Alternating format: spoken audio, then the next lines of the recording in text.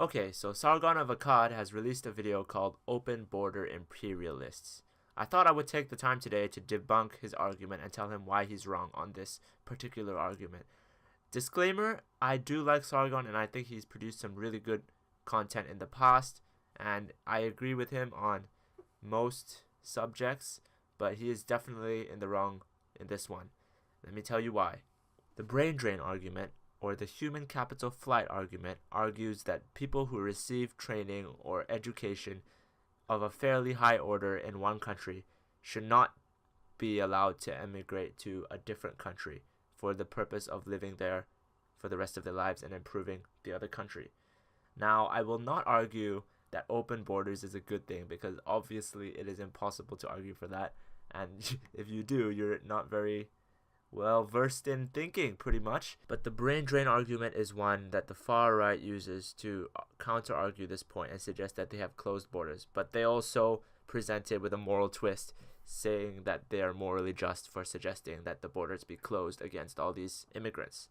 Now, I'm not saying Sargon is far right whatsoever, but I am saying it is a common argument against the left by people who are right-leaning on the internet. Sargon uses this example in the context of people moving to Britain having been trained, usually from a less developed country, moving to Britain having been trained as doctors, and argues that it is immoral for Britain to take in these people because they would be leaving the countries that they come from disadvantaged, which is obviously true at the surface.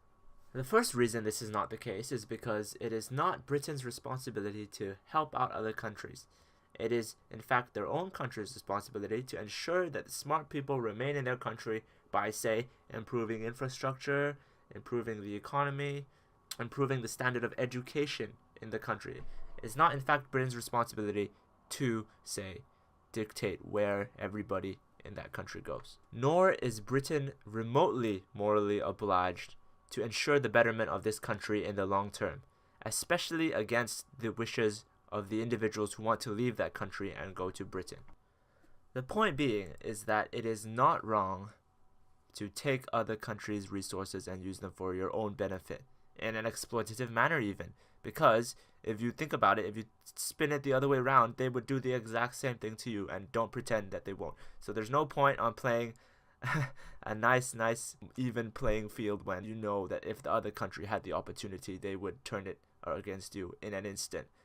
World politics is not like that. Everybody doesn't act to better the countries of their competitors, honestly, on the world stage. They don't act to... If you couldn't take the best scientists and doctors from China, wouldn't you? I mean, it would improve your own citizens' prosperity, as well as improve the lives of the people that you're helping by taking them in, wouldn't it? Now, why would they leave? That brings us to the second point, in which I would argue that Sargon here falls victim to his own villain, if you will, because he doesn't believe in, collectivization, and yet he treats every citizen of this hypothetical country that he's taking them from as the same, as a collective, or he treats everyone from that country as a collective, and he ignores the individual needs of everyone moving there. You think there's no reason that someone would want to move to the UK from a developing country if they're skilled?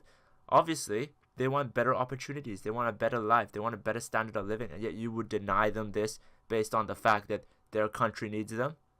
It's their own decision or not whether to help their country. You can't force them to stay, and more than likely they're probably just going to go to a different country and you're going to lose out on the opportunity to have them. Oh, also as an addendum, Sargon goes into why doing this is considered theft or stealing. He thinks that Britain is stealing the resources, labor, and capital going into training an Indian doctor if the Indian doctor should go to the UK to work.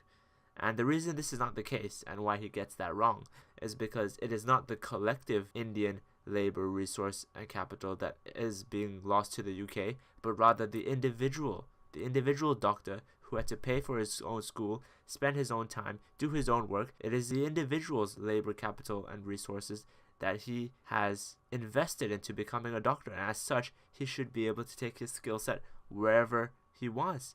He shouldn't be beholden to any place to help him out, because he does not owe them anything, because they did not put any of their capital, labor, and resources into him. It is his to do with as he pleases. This is another example of where Sargon falls victim into thinking of this through a collective lens rather than through an individual lens, and it is a mistake I can easily see many people making. So ultimately, my point here is that the brain drain is a weak argument, and if you are a country, it is absolutely reasonable and even beneficial for you to take in any skilled workers that want to come to your country from less developed countries, because everybody is not holding hands. It's not kumbaya up in world politics on the world stage. It's a competition, and they would do so back to you in an instant. Now, that doesn't mean I'm discouraging any form of aid or monetary or financial whatever. No, but at the same time, this is a very, very reasonable course of action, if simply because they want to go there for better opportunities, to better their lives, to feed their family, to get a better job, and that is what they've worked their whole lives for, and that you shouldn't deny them that based on some pretentious, fake moral high ground.